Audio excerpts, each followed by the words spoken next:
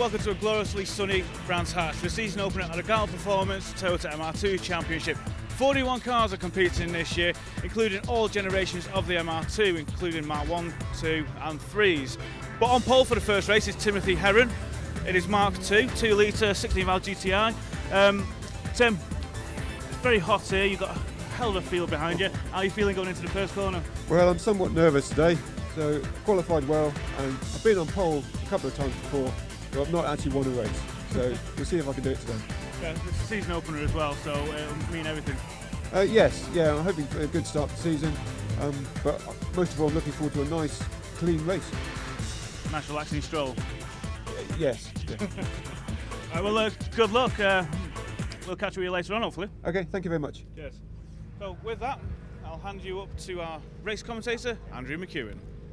Thank you, Anthony. Very excited ahead of the start of a new season for the Gala Performance Toyota MR2 Championship. As ever seems to be the case, such a large grid that the field has been split into 3 groups, groups A, B and C, and this race will be for groups B and C. Each group races against each other group over the course of the day. Herron and Thomas row 1 with Graham Mailings and Matthew Rowe row 2. Paul Cook and Robert Wells row 3 ahead of Shane Mansbridge and Matthew Smith. Dave Hemingway and Jonathan Grimes round out the top 10. Keep an eye on Maxine Nichols though, down in 12th on the grid. One to watch out for. It is a packed grid for each of the races, 27 cars, rounded out by Sean Trainer, former champion. From the back of the grid is going to be interesting to watch out for. So the red lights go on, we're about to go racing. The 2 blue cars on the front row of the grid will launch towards Paddock Hill Bend, but neither of them gets as good a start as Graham Mailings from 3rd on the grid, but Graham has nowhere to go with it, so they'll all descend on Paddock Hill Bend. A bit of bumping and boring going on in the midfield. On board here with Maxine Nichols, looking forward and backwards at the shenanigans going on behind, but it is going to be Chris Thomas who has dispatched Tim Herron and taken the race lead. So Thomas leads the way, Herron slots in line in 2nd place, and there, falling down the order now, is Graham Mailings. He's down into about 5th or 6th by the look of it, as we're back on board with Maxine Nichols now.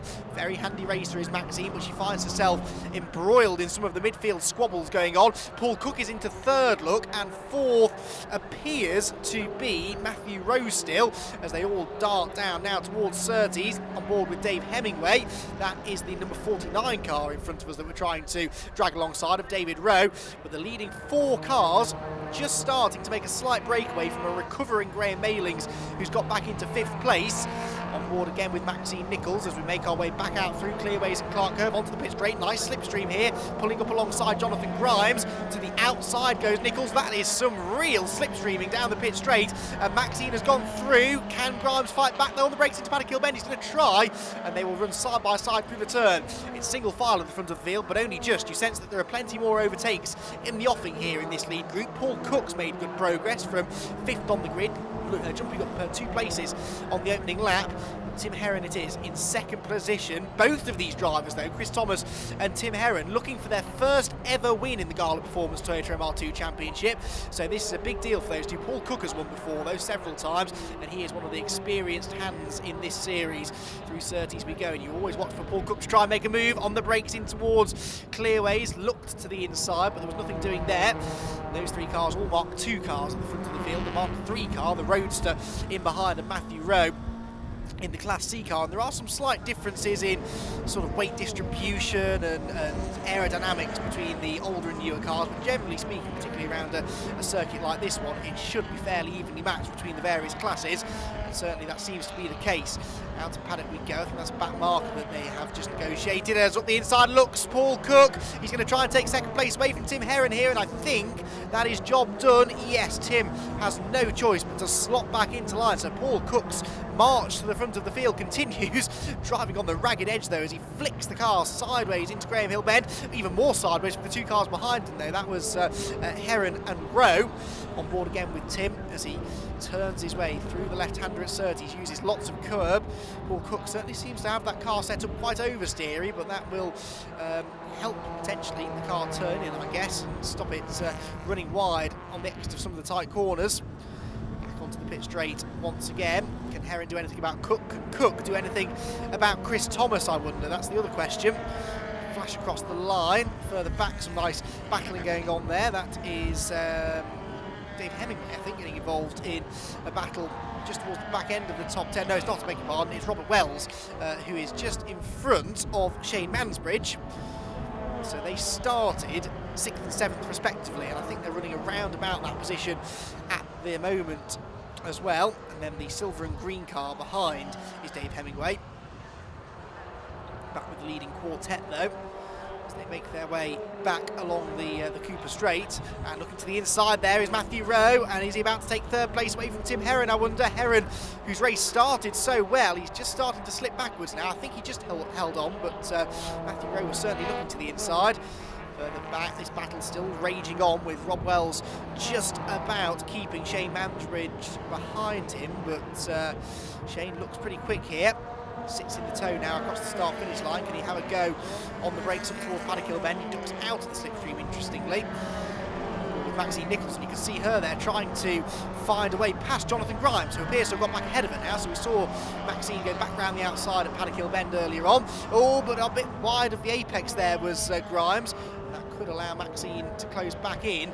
On the run towards Druids, has a look to the inside. It's a great overtaking opportunity this, but if you can hang tough around the outside, you'll have the inside line for Graham Hill then. That was what Jonathan Grimes was planning. In the end, he didn't need it then, because Maxine backed out of the manoeuvre before they came out of the turn.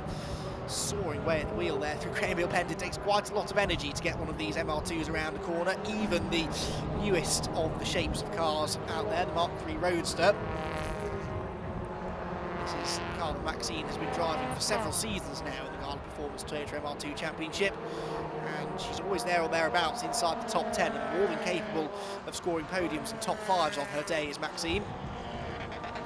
Across the start-finish line then go these two, and again Maxine just appears to have a bit of an edge in a straight line, doesn't she? Gets alongside Grimes, but Grimes has that inside line into Paddock Hill Bend. What about a switchback manoeuvre here? Nope, can't do it, so Jonathan Grimes hangs on. Heads over to the inside line to defend into Druids, just in case Maxine was tempted to throw one up the inside.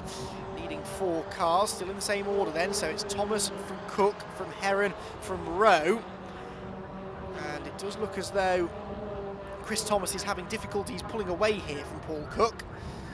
Cook holding on to that 2nd place fairly solidly there. The 51 car of Matthew Rowe, the only roadster in the lead group. Is he going to have maybe a slight straight line speed advantage? I wonder down the pit straight. Doesn't look like he does. They're all very evenly matched, these cars. Good job done with regulations by the 750 Motor Club to make sure the cars are all very equally matched out on circuit, and that's what produces this ultra competitive racing. This is the norm for MR2 racing, really. This championship is renowned for producing this bumper-to-bumper action with lots of opportunities for overtaking.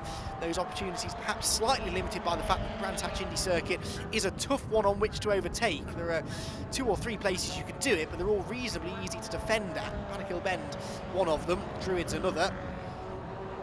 The next corner down at Surtees isn't really a place to pass, but no one has told Matthew Rowe, because he's having his 2nd look up the inside of Tim Herron into this corner. Tim was always going to cut across to the inside. Oh, contact! Paul Cook into the side of the race leader, gets all out of shape. Can he keep it out of the gravel? Only just, but Paul Cook drops from 2nd to 4th as a result of an audacious attempt at taking the race lead away from Chris Thomas. There was a chink of an opening on the inside, but that's being generous, and I think Paul realised that after he'd committed, slammed on the brakes, the rear of the car got loose, and he did really well to hang on to that without going into the gravel trap. That, though, promotes Tim Herron back into 2nd place, so Herron is now the man hot on the heels of the race leader. Thomas still leads, Herron 2nd, Rowe 3rd, and Paul Cook down to 4th, but that was a very, very heart-in-mouth moment there for Paul Cook, who, I said, he's always exciting to watch. He's always in the thick of the battles, and he's always willing to take a few risks here and there, but that one was almost a risk too far. Well, deep breath, everyone. Let's try and continue on our way now as we head up through Surtees, and now Tim Herron is the one applying the pressure. You can see, though, that Thomas is feeling the need to defend into every braking zone, because he knows that Tim Herron is keen to get his 1st ever race victory. Back with the battling going on behind, still the same order here in this Robert Wells, Shane Mansbridge and Wayne Lewis battle. Wayne Lewis in the 47 car, the grey and green car.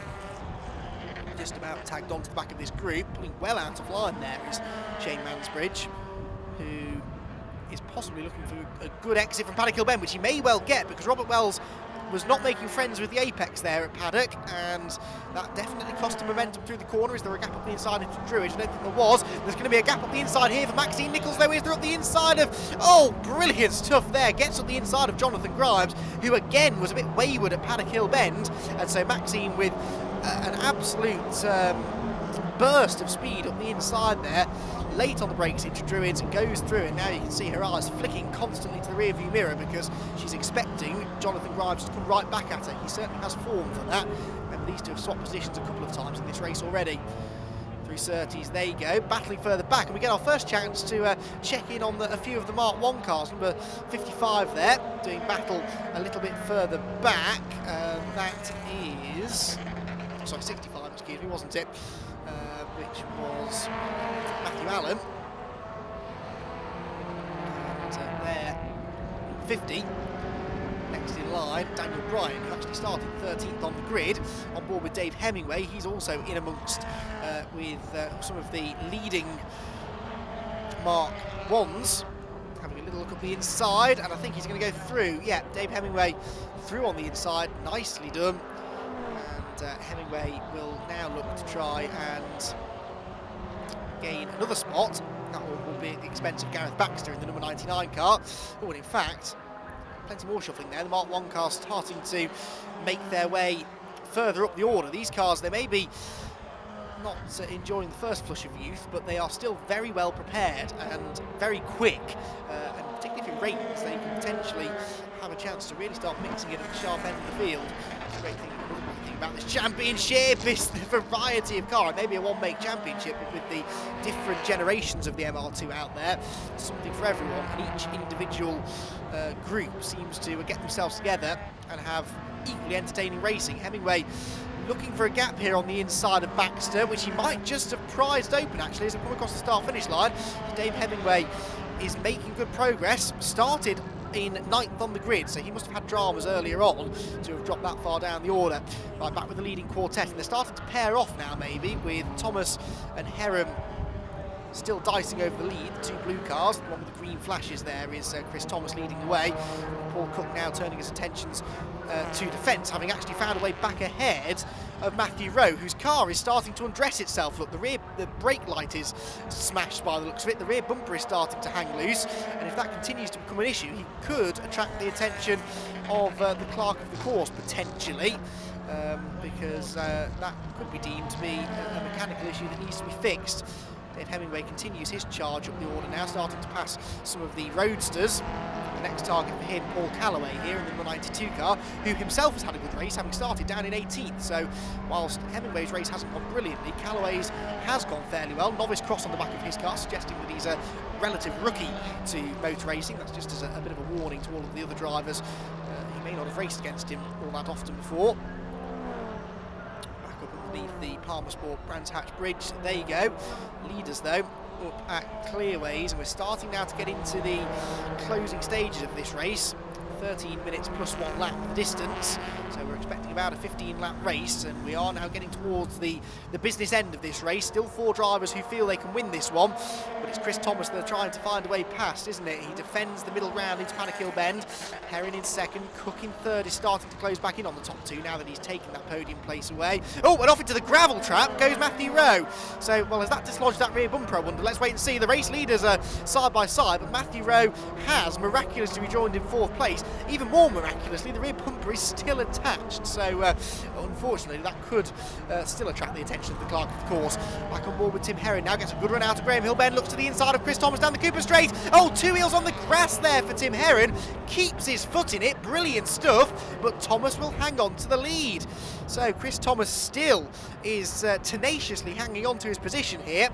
But for how much longer? Because we are now starting to approach these final couple of laps, and you sense that Tim Heron and Paul Cook are still not giving up on this. If there's a chance to take the race victory, either one of them will go for it. They've now most definitely broken away from Matthew Rowe as a result of his moment at Paddock Hill Bend a lap ago. As they head towards Paddock Hill Bend, Heron looks to the inside line. Down through Paddock though, nothing doing. What about Druids? He's again looking to the inside, more to try and distract the race leader really than actually have a go. He was a bit too far back, but that little flash of colour in the wing mirror of Chris Thomas's car may just have caught his attention and forced a mistake out of him. down into Graham Hill Bend. Wide of the apex there. Now Heron was quick out of here a lap ago. He went to the inside last time. This time, clever stuff, goes to the outside, expecting Chris Thomas to move over to the left to defend, which he did, but you can't go around the outside at Surtees, and so still Tim Heron can't get through. Remember, both of these drivers are looking for their first ever race win in the Gala Performance Toyota MR2 Championship. What would you do to win your first ever race in a given championship? Quite a lot, I'd imagine. Chris Thomas has already shown how robust he's willing to get in his defence, but Tim Heron equally is not backwards in coming forwards. He will do his very best to find a way through.